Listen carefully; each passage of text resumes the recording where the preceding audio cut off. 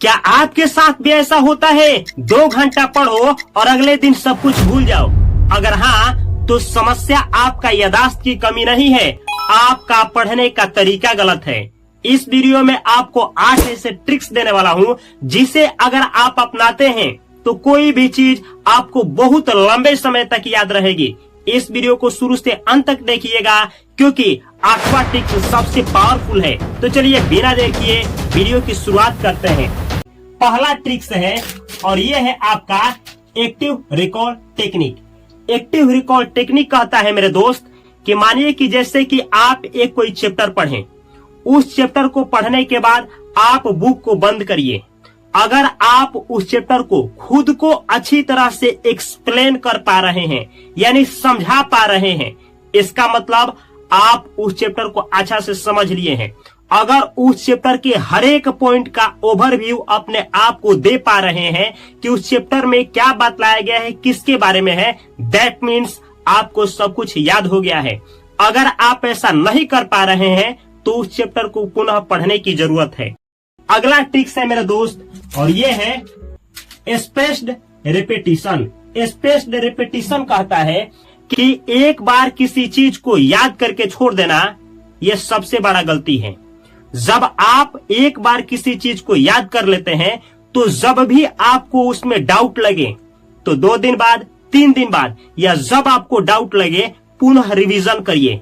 यानी किसी भी चीज को याद करके 3 दिन बाद या 5 दिन बाद या जब आपको डाउट लगे पुनः उसको बार बार रिवीजन करिए। अगर इस तरह से रिवीजन करते हैं तो वो चीज आपको बहुत लंबा समय तक याद रहता है। अगला ट्रिक्स है और अगला ट्रिक्स है मेरे दोस्त Pomodoro study method. Pomodoro study method कहता है मेरे दोस्त कि जैसे आपको कोई चीज याद करना है, लगातार 3 घंटा, 4 घंटा, 5 घंटा याद मत करिए। आप उसको अपने अनुसार 30 मिनट या 45 मिनट याद करिए, फिर एक थोड़ा सा छोटा सा ब्रेक लीजिए, 10 मिनट का या 5 मिनट का ब्रेक लीजिए, थोड़ा सा टहलिए, थोड़ा सा पानी पीजिए, थोड़ा सा रेस्ट कीजिए और पुनः 10 मिनट बाद फिर आप उसको याद करने बैठिए। फिर ऐसे ही आप 30 मिनट या 45 मिनट पढ़िए, फिर थोड़ा सा छोटा सा अंतराल लीजिए। इस तरह से आप याद करेंगे तो आपका याद करने का न केवल क्षमता बढ़ेगा बल्कि आप किसी भी चीज को बहुत लंबे समय तक याद कर पाएंगे। अगला है आपका ट्रिक्स जो मुझे काफी पसंद है और ये है teach someone method. Teach someone method ये मेथड कहता है मेरे दोस्त कि अगर आप किसी चीज को बहुत लंबे समय तक याद रखना चाहते हैं तो सबसे बेहतर तरीका है कि उस चीज को आप किसी को सिखाइए, किसी पर्सन को सिखाइए, किसी दोस्त को सिखाइए, लेकिन आप उस चीज को किसी को सिखाइए। यानी teaching is the best form of learning. सीखने का सबसे उत्तम तरीका है किसी को सिखाना। अगला ट्रिक्स है मेरे दोस्त और ये है आपका माइंड मैप्स। माइंड मैप्स ये माइंड मैप्स कहता है मेरे भाई कि आप किसी भी चीज को ना पैराग्राफ में याद मत करिए, यानी जैसे लिखा है उसी तरह से A to Z पूरा किताब को मत याद करिए।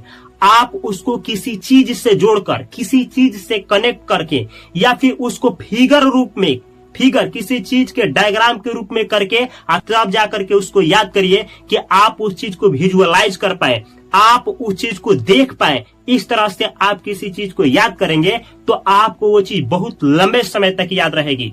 अगला आपका ट्रिक्स है जो बहुत पावरफुल है और ये है राइट एंड लर्न टेक्निक।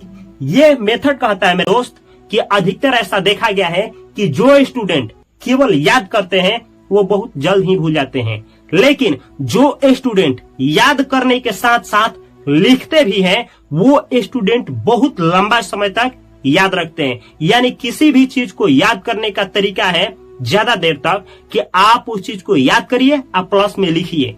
याद करते हैं और प्लस में लिखते हैं, ये दोनों करते हैं तो आप किसी भी चीज को बहुत लंबा समय तक याद रख पाएंगे। अगला ट्रिक्स है मेरे दोस्त और ये है आपका स्लीप एंड मेमोरी। स्लीप यानी सोना, मेमोरी यानी मस्तिष्क। अगर आप कम समय में बहुत ज्यादा याद करना चाहते हैं या फिर आप चाहते हैं कि कोई भी चीज बहुत लंबी समय तक याद रखी जाए तो ये है ट्रिक्स मेरे भाई कि आप न बेहतर नींद लीजिए। यानी आप प्रॉपर नींद लीजिए।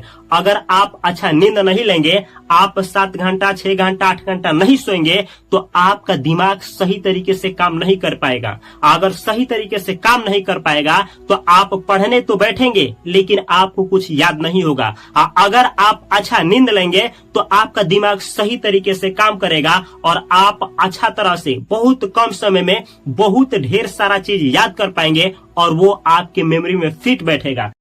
अगला और सबसे पावरफुल टिप्स है मेरे भाई, और यह है आपका अवॉइड मल्टीटास्किंग। अवॉइड का मतलब होता है छोड़ना, त्याग देना। मल्टीटास्किंग का मतलब होता है एक समय पे बहुत सारा कार्य करना।